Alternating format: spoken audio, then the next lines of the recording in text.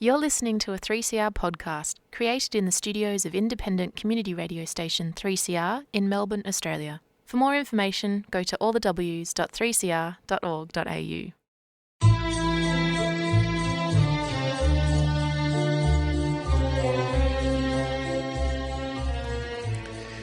Sabah al-Khair, good morning dear listeners. You're listening to Radio 3CR on 855 AM and Palestine Remembered with Robert Martin, Nasser Mashni and Yusuf Ahmed al-Rimawi.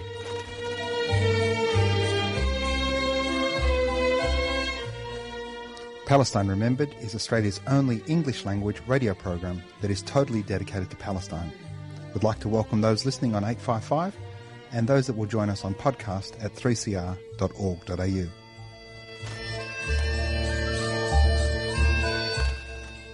Thanks for joining us. Stay with us and enjoy the episode. Bringing you the news and views and the untold side of the Palestinian struggle for freedom from a Palestinian perspective. Good morning, listeners, and welcome to another episode of Palestine Remembered. Here we are on day 335 of the ongoing genocide, and we might never know just how many Palestinians Israel has murdered. What we do know is the complicity of Western governments, mainstream media, as they continue to allow and afford Israel the impunity to commit these massacres, this genocide, and that genocide has been extended into the West Bank. First up, let me introduce our guest today. Our guest, for anyone who's been to any of our rallies, will be someone they're very familiar with. Tasnim Sammak is joining us. She is a magnificent Palestinian woman and leader of our movement. She'll be MCing tomorrow, so make sure you get along to our rally tomorrow for day 336. Tasnim is an educator. She's a PhD student and a mother of a couple of fantastic young Palestinian boys. Welcome and good morning, Tasnim. Good morning, Nasser. Thanks for having me. Tasnim, tell us a little bit about your Nakba story. Tell our listeners how you ended up in Australia. Yeah, sure. So my family is from Jaffa with the Sammak family. In 1948, the family was exiled to Gaza, and that's where the family was living in a refugee camp there. So my dad was born there in 1963 in Gaza. And then when it was the 1967 war, the family was separated. So some of the family then was displaced and they settled in the refugee camps in Amman. So Al-Hussein refugee camp, which is now like an urban concrete jungle refugee camp, more like a ghetto. And yeah, my dad grew up most of his life in that refugee camp in Amman. And he went to the United Nations schools there, got a scholarship because he's from that generation of Palestinians, you know, the post-Nakba generation, that education was very emphasized as a way out and also as a kind of passport to spread the Palestinian cause. So he was able to get out of those conditions with a higher education. My mum's family is actually from Ya'bad, which is near Jenin, and we know Jenin's in the news right now. But yeah, the people of Ya'bad in 1967, they were displaced. So the difference there is they were considered under the Jordanian sort of jurisdiction, and so they had more rights compared to my dad's family when they got to Jordan. But yeah, with dad's family being still considered refugees till now in Jordan. Then, yeah, both my parents were student activists in Jordan and part of the Islamic movement. In the 90s, after the Gulf War, it was like a difficult time economically, etc. And so they decided to apply for citizenship in New Zealand. And we were some of the first Arabs who settled in New Zealand, in Auckland. So we got there in 1997 and I was 6 years old. So I was born in Jordan myself. Yeah, and then we stayed in Auckland for about 3 years. My parents, with the Palestinian and Arab community, they established like the first Arabic school there and just some of the initial infrastructure for the community, very different to the community here in Australia, which of course settled here much earlier. But yeah, I haven't been to Palestine, so it's hard for me to really speak about the land. I wish to visit, but given the political activism that I've been involved in since basically after high school, since 2008, when the first attack on Gaza happened, I just haven't found that it would be suitable for me to go and visit. Well, you probably should have gone in 2009 before the internet was as good as the internet is now. I think many of us are going to struggle to go soon, but many of us will be going home just a little bit later than soon. Israel won't make 100. There's no question about that. You know, just celebrated, quote unquote, its 76th year. It won't make 100. The world's seen Zionism and Israel for what it actually is. Tasnim, your mum, born in Ya'bad, just outside of Jenin, in the Naksa in 1967, she was already born. Does she have a Hawid? Not Palestinian one. No Palestinian. Because I think because they were under the Jordanian sort of jurisdiction. But that's something to ask about. Like, it's a bit easier for them to go to Palestine.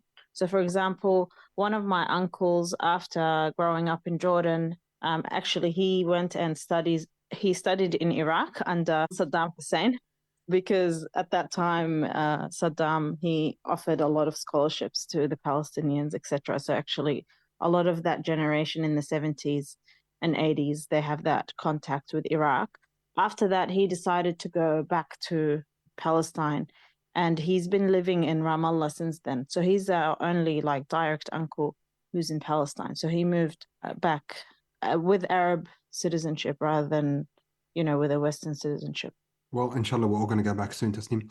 I remember you as a kid, and then, get married and having a couple of kids, and now you're an adult. Your reflections on the movement from 2008 and that first attack as a 17-year-old to where we are now. Yeah, I think definitely my experience with the movement is confined to that period of time of the siege on Gaza, the attacks on Gaza, and it's defined by that, but also defined by the Arab Spring. And then what happened after the Arab Spring, which is basically, this repression and new wave of authoritarianism in the Middle East, what we call the Swana region.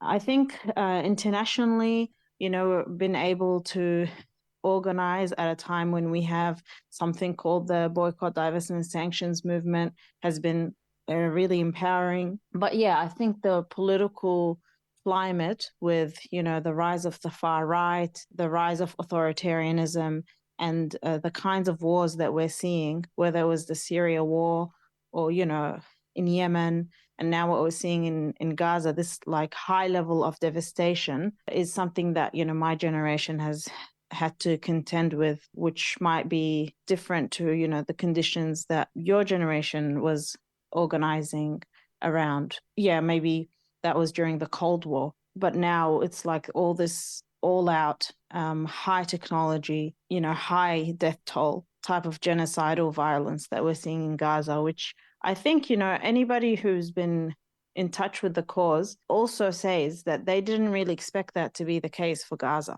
There's been those warnings from the United Nations that the siege on Gaza is unbearable, that I think it was when we reached 2020 that Gaza will be unlivable, all these statistics. But there weren't these warnings that, Israel at some point is going to come and destroy Gaza and flatten Gaza. So that's taken us obviously off guard. And yeah, I think it's actually a new historical experience for our people. And you're right, it was in 2016 that the UN said that Gaza would be uninhabitable, unfit for human habitation in 2020, 4 years ago, before Israel all but nuked Gaza, destroying every bit of civilian infrastructure, churches, mosques, schools, water desalination plants, water pipes. At one point in Gaza City, the municipal authorities were able to reconnect the water. The next day, the Israeli genocideers killed the water department team, targeted them, having re-put the water back on. It's just disgust beyond imagining. You aged me terribly there, Tasnim. The Cold War was over in the 80s. I was younger than you were in 1997 in the 80s. Yeah. But I do remember the Berlin Wall coming down. I do remember Ronald Reagan saying, tear this wall down. I do remember Nelson Mandela marching to freedom. And these things all happened instantaneously. There was no hint, there was certainly there were cataclysms of change. And there's no question there is a cataclysm of change now. And you've been at rallies with me, and there's been about 20, 30, 40, 50 of us. We've had some very, very big rallies, and there's been a sizable change in the demographic, the size of people turning out, but also the intersections. I agree that in terms of the movement growing, it's definitely grown, and pro-Palestine support is much greater. Like when I was young, most people supported two-state solution, but now young people who are pro-Palestine or who are Palestinian, they're not really having to even have those debates. They've just skipped over all of that, and they're able to use the words genocide, and to even when they mention the Nakba, people know what the Nakba is. And also, yes, the intersections within our movement, the intersections with disability justice, refugee justice, gender equality and gender justice, whether it's trans or queer. Of course, we've always emphasized the intersection with, feminist politics and environmental politics, but these other intersections that were more on the margin, we're seeing more.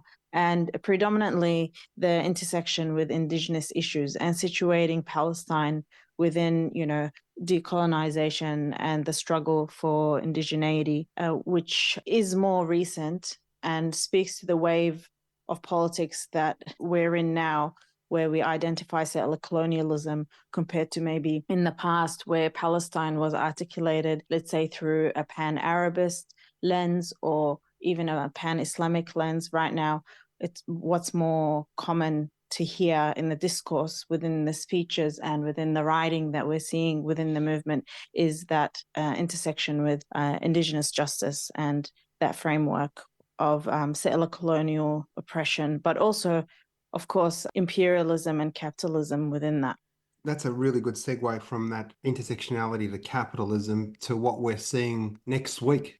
Tomorrow's rally is all around land forces, about the Victorian government sponsoring a Sunday market for weapons manufacturers for death. That's actually peak capitalism there. Yeah, well, that is what capitalist societies, when they're in crisis, go to. They start to invest in war because war can generate profits.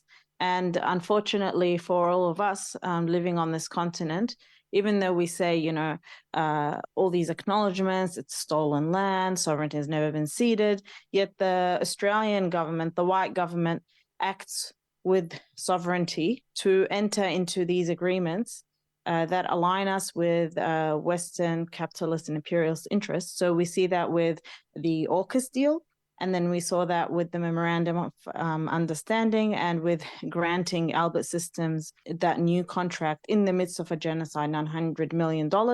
And then we're seeing that here in Victoria with the hosting of Land Forces, which is the largest weapons exposition happening here in Australia. It was happening in Brisbane, in Meanjin, and organisers who are part of Disrupt War, but also a coalition of many other groups, came together and they protested it every time that it ran in Brisbane. And then for whatever reason, I think because Richard Marles is here and because there is this policy direction to make Victoria the weapons manufacturing hub, they've decided to actually host it here at the Melbourne Exhibition Centre, but also because the Melbourne Exhibition Centre is so securitized and Victoria Police have a lot of training and high-level technology to be able to suppress the kind of protests that we're hoping will happen to disrupt land forces. And people can go to Disrupt War's website to learn about that. But yeah, I'm part of the Albert Out of Victoria campaign, and we've been learning a lot as being part of that campaign. And we've been connecting with folks in Geelong because a lot of this money actually is going into the Avalon area. That's interesting when we are talking about capitalism. We know what happened in Geelong, and with the closing of the Ford factory and the high levels of unemployment and poverty that, cities on the outskirts of Victoria are facing.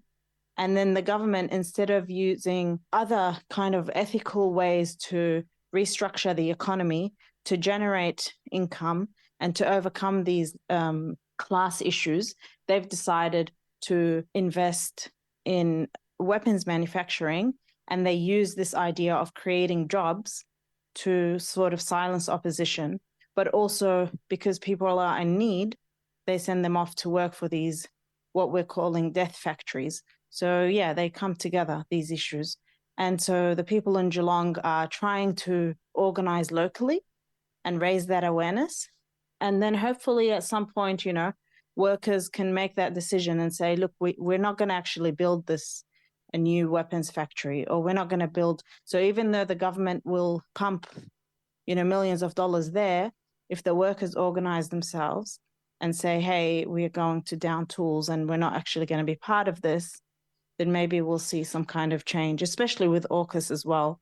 You're listening to Radical Radio 3CR.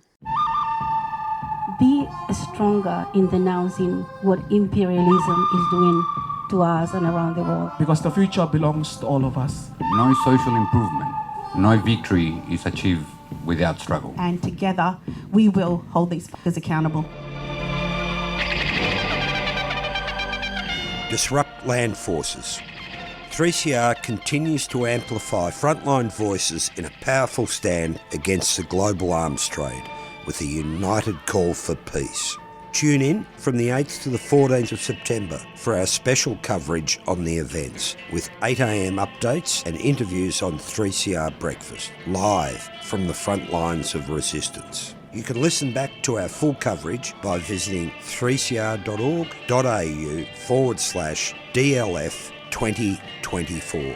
Disrupt Land Forces special coverage, 8th to the 14th of September on your Radical Community Radio 3CR. Stay locked to 3CR.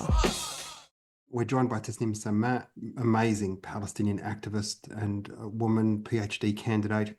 Tasnim, we were just talking about wanting workers not to work in that space, but the reality of capitalism, where it gets people to a point where they're commodified as individuals selling their sweat, you know, just to survive.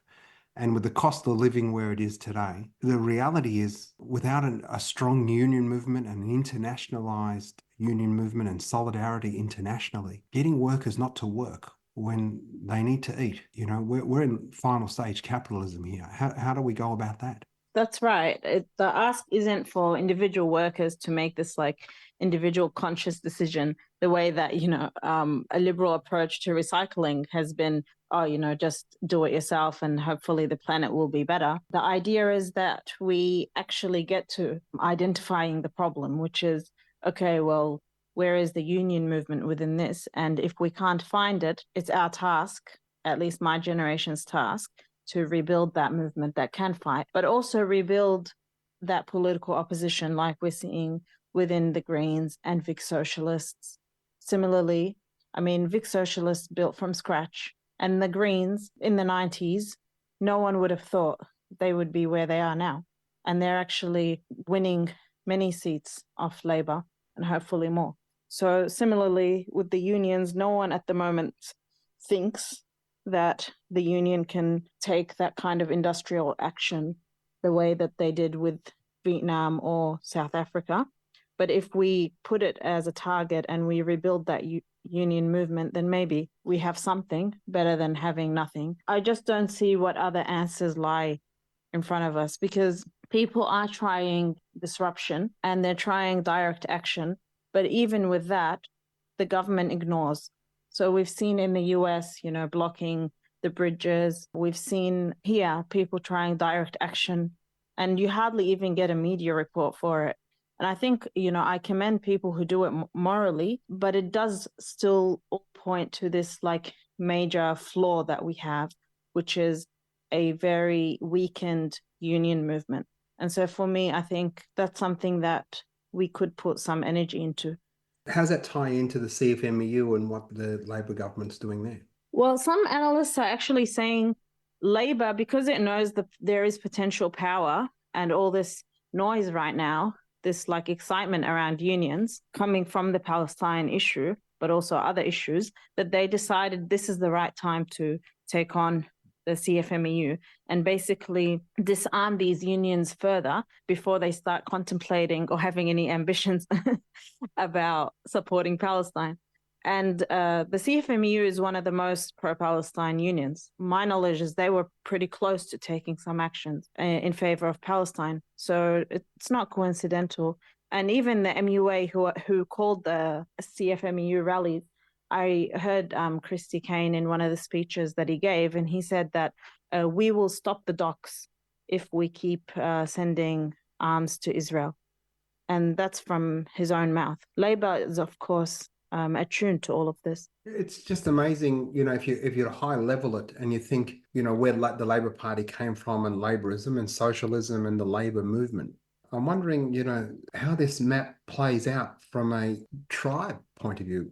Who's the Labor Party's tribe if it's not the union movement? Yeah, I mean, maybe it's these people they're hosting at the Weapons Expo, who they're shaking hands with at the moment. The problem is that they think that they need to win votes by like having this battle with the Liberals about who can be more right-wing. And that's what they did under Howard. And then we had that kind of break from that during Kevin Rudd, where Kevin Rudd sort of ran on a progressive agenda. But then even after that, like we had all this internal fights and battles within Labor, and Labor has emerged more and more right-wing out of every experience, rather than saying, let's be brave and tap into an actual alternative and put that at the ballot. So, yeah, we see that internationally, like with Kamala Harris as well. The Democrats, whether they're in the US or even when you look at Canada and the UK, unfortunately, liberal politics, it's so stuck in the center that it cannot ever defeat the forces of racism and fascism that are so populist that they can actually take a grip on society, that they're not willing to fight. And these are the times when we would see more left-wing or revolutionary politics emerge, because there's a hunger for it. I saw a really great quote coming out of the US, and the Democratic Party is fighting Jill Stein, the Greens presidential candidate, to keep her off ballots in different seats. But a tweet, I think it was, or an X or whatever they call it now, said, we're not risking a Trump presidency by voting with our conscience, i.e. voting for Jill Stein. The Democrats are risking a Trump presidency by abandoning their conscience. Yeah, I think that's the way to go. We need to break from that politics that holds us hostage, because both the Democrats and, if we talk locally, Labor, they use this, which is, okay, well, if you don't want these bad guys to get into power, then you automatically vote for us. And it's this like two-party capitalist system. Whereas now we're actually seeing that being contested. We saw that with Jeremy Corbyn in the UK, and that didn't really succeed as an experience, but it still revitalized, an alternative being awakened. And now we're seeing in the UK Parliament those independents forming together and supporting actions like what we just saw, which is the UK banning some arms exports or arms production. Even though I saw a statistic that said actually out of 100%, it's actually just 10%, and that they are still allowing the production of parts for the F-35s. So there's a lot of work to still do in terms of, upholding that international law. But I think we should bank the win. The British government saying no to Israel is no little thing, even if it's only 10%. It is a small domino. But, the UK is I would argue, aside from being the one most complicit in the loss of Palestine, but behind the States and Germany, it's number 3 on the, and arguably number 2, depending on who you ask, on the Israel bandwagon. Yeah, I think definitely, like, we take the win, but the risk of that is also that I guess it can allow these states to still allow themselves to have some kind of moral superiority that, okay, well, here's some breadcrumbs, and now go away. There's a Stephen King movie called The Green Mile, and the main actor in it, Andy Dufresne, is in jail for life for a murder he didn't commit. And he's an academic, and he starts writing a letter to the governor, and he writes a letter a week for like 3 or 4 years saying, can we have some books for the library? In the end, the governor sends a full library, and the covering letter is, here's some books, please stop writing. And the guy who narrates the show said they didn't know Andy. Instead of 1 letter a week, he started writing 2 letters a week. So 10% today, because we're protesting once a week. Well, we're going to start protesting twice a week. I don't imagine anybody's banking and stopping, and certainly we wouldn't be doing that here. Just on that, the UK has banned the parts of the F-35, which we are still sending. Yeah, that's right. So we've been sending certain components for the F-35, and you can check out Renegade, or even listen to David Shoebridge, Greens MP, who was just here in Nam speaking about this. We had a forum about it on Monday. There's a few anti-weapons campaigns, because as the movement grows, there's actually been this potential to interrupt the work at certain weapons factories and learn about which ones these are. So, for example, there's AW Bell in Dandenong, and the community there has been forming pickets at the front. There was HTA, Heat Treatment Australia, which also works for the F-35s. And then more recently, Electromold, which is in Thomastown, and there's been community pickets at that facility too. So these are facilities which are part of engineering, part of that industry. The main sort of weakness of these campaigns has been not really being able to mobilize the workers, because what ends up happening is we form the community pickets, and then the government deploys the police to, of course, protect property and protect the profits of these companies, and uses excessive force to clear out our community. So many of the activists, they've been pepper sprayed or like pushed around by the cops, etc. And they've faced that firsthand, the way that the government protects profits by subjecting them to violence rather than, acting on the interests of the people, let's say. And yeah, that's why I think that question about stopping work has become a lot more interesting for us, because how else do we kind of interrupt these companies? Tasnim, we've got about a minute left. Tomorrow you're emceeing. Give us a little bit of a razz up about tomorrow, and make sure that everybody comes along. State Library at 12 o'clock.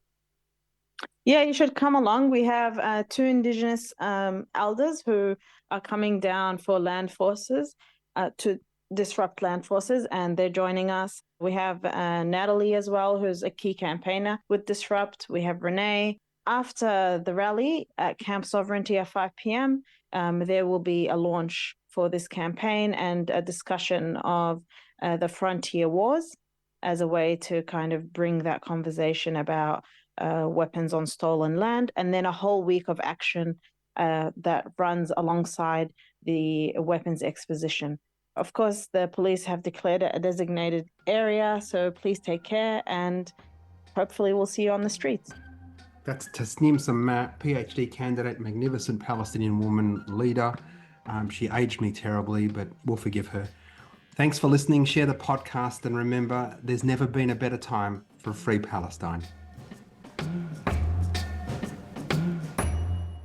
You've been listening to a 3CR podcast. If you found it valuable, please consider donating or subscribing to support independent community radio. To find out more, go to 3cr.org.au.